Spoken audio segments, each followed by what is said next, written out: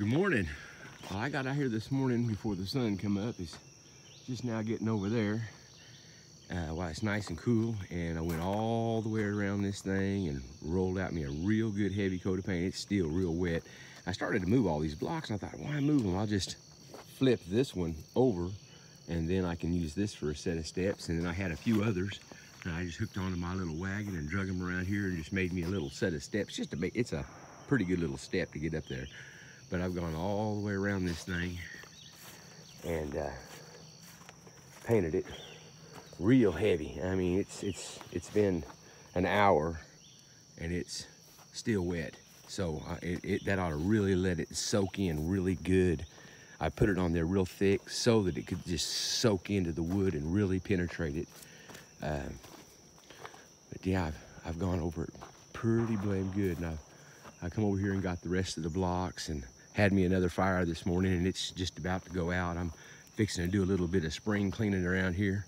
I'm gonna move these blocks and remove that stone and move all these logs, and my little homemade box blade that I built to pull behind my riding lawnmower, I'm gonna move it, and I've got a couple of logs over there that I'm gonna cut up, and I'm gonna do a little bit of cleaning, at least move everything back there where all the junk is behind the building until I can,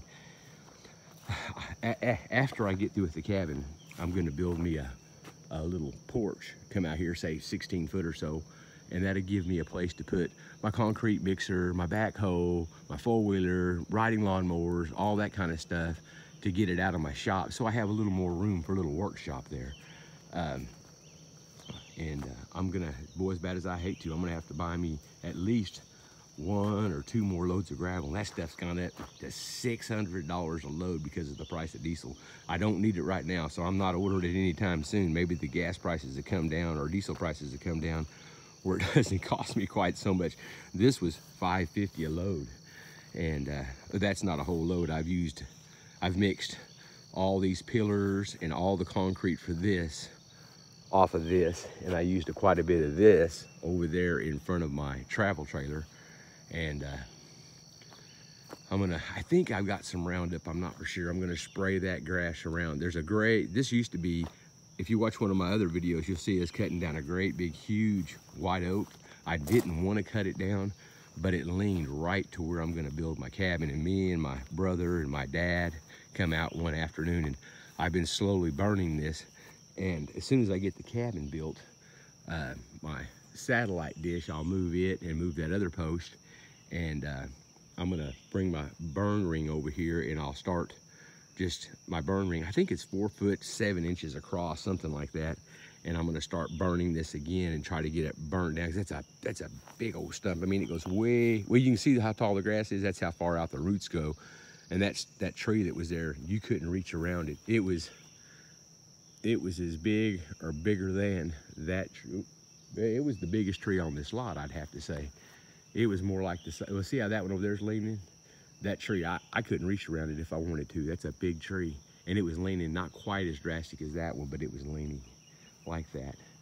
But anyways, I just thought I'd show you where I stood at this morning, and I'm gonna go back to cleaning and get my chainsaw gas mixed up and my weed eater gas mixed up, and you know, I'm gonna go like around this gravel with, if I've got any, I can't remember if I've got any, with some Roundup, and kill that grass. I can't get up there and mow any closer because of the gravel, and I don't want to weed eat because it'll just throw stuff everywhere. But anyways, you guys have a good day, and I just thought I'd show you my waterproofing technique here. What I did is the first thing I would do on I was doing it in 4 foot sections. I would run that roller down this crack real slow with a big puddle of paint in front of my roller, and that way it would just let it run down in there. And you can see right here, see there's a little spot that I missed right there up inside of there, and that's why when I get completely through, I'm gonna go back. You see that screw head right there? You can see it.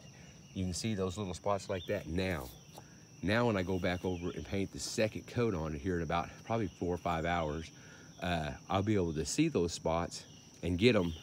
And by going back, I'll be able to really fill this crack up, and that should keep the water out.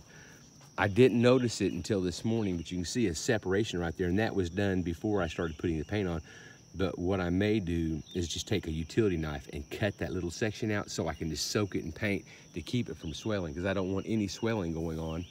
I put these really tight together, and I know you're not supposed to do that, but 99% of the people out there don't paint their floor. And the only reason I'm painting this floor is to waterproof it, because I don't know how long it'll be before I get to have it all dried in. And like I said, the lumber yard where I buy a lot of my lumber at, they had no tongue and groove. So I got this. This is non, like I said, tongue and groove.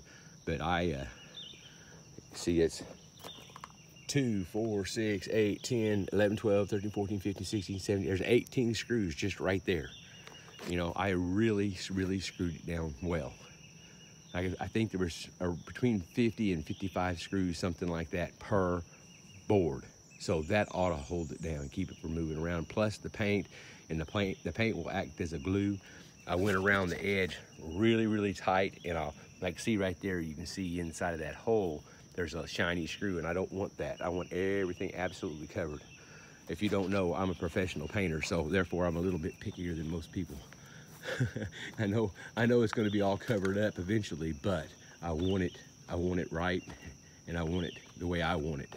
So that's what I'm going to do. And I'm going to try to remember. I was going to do it last night. I'm going to try to remember tonight to get my laser out, and I'll set my camera up, and we'll shoot a laser across this thing and see if it's out any or not. Just see what we've got, just to see. Well, you guys have a good day, and thanks for checking in, and I'm going to get back to work. Take care.